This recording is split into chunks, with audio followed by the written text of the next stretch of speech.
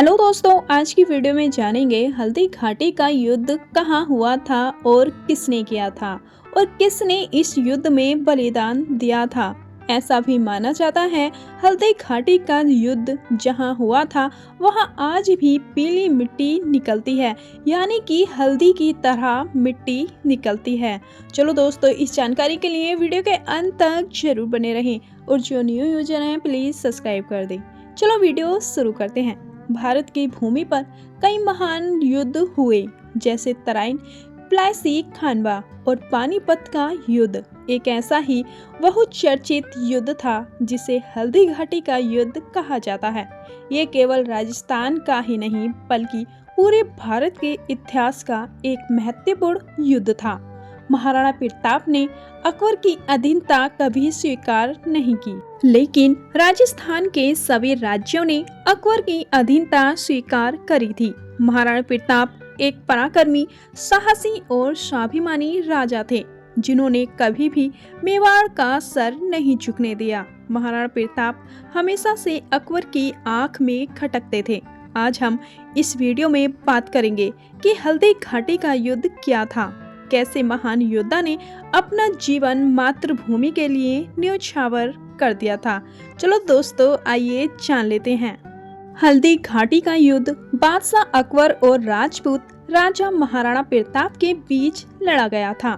महाराणा प्रताप की सेना का नेतृत्व हकीम खां और अकबर की सेना का नेतृत्व मानसिंह ने किया था। 1526 में महाराणा प्रताप और अकबर के बीच गोगुंदा के पास अरावली की पहाड़ी में युद्ध हुआ था, जिसमें अकबर के 80,000 से ज्यादा सैनिक और राजपूत के पास उनके मुकाबले केवल 20,000 सैनिक थे।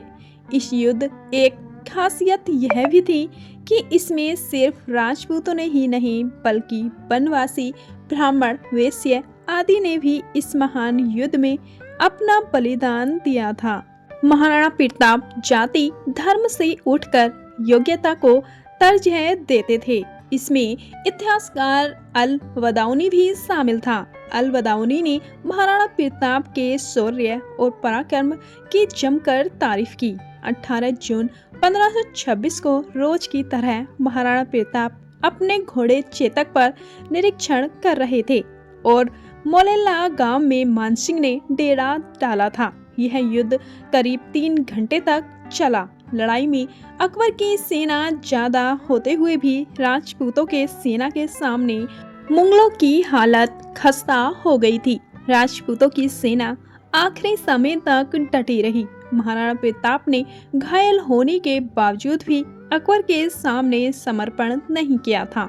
राजपूतों की सहायता से महाराणा प्रताप युद्ध से किसी तरह निकल गए और मुगल सम्राट अकबर का राजपूत योद्धा महाराणा प्रताप को पकड़ने का सपना अधूरा ही रह गया था।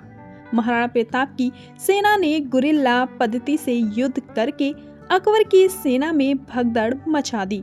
अकबर की विशाल सेना लगभग 5 किलोमीटर पीछे हट गई, जहां खुले मैदान में महाराणा प्रताप और अकबर की सेना के बीच 3 घंटे तक युद्ध चला था।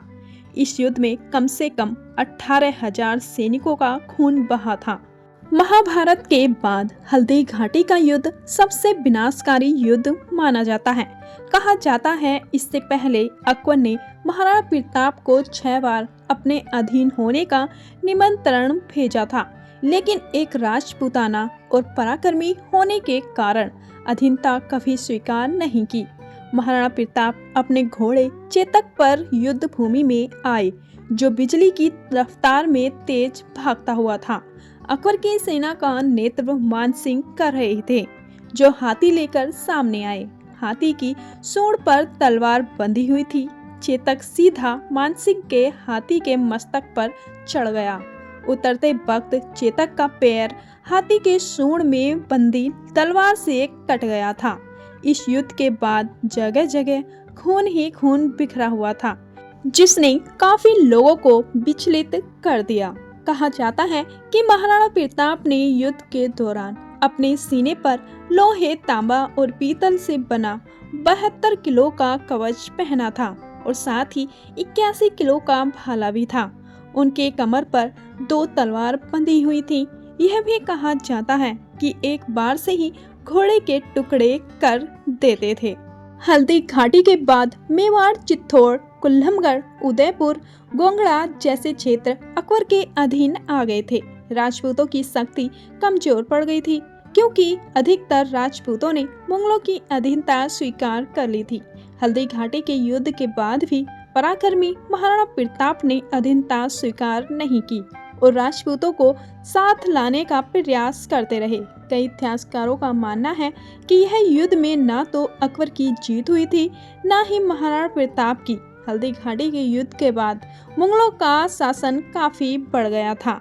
चलो दोस्तों, अब जान लेते हैं हल्दी घाटी की मिट्टी हल्दी क्यों है। हल्दी घाटी अरावली पर्वतमाला का एक क्षेत्र है जो राजस्थान में राजसमंद और पाली जिलों को जोड़ता है। यहाँ पाई जाने वाले पीली मिट्टी की वजह से इसका नाम हल्दी घाटी है। दोस्तों, उम्मीद करती हूँ कि हल्दी घाटी का युद्ध पर आधारित यह वीडियो आपको अच्छा लगा होगा और इससे जुड़ी सभी जानकारियाँ आपको इस वीडियो में मिल गई होंगी। दोस्तों, ऐसी ही ऐतिहासिक जानकारी के लिए हमारे चैनल को सब्सक्राइब करना ना भूलें। चलो मिलते हैं नेक्स्ट वीडियो में। जब तक के लिए अपना ख्याल रखना। धन्यवाद।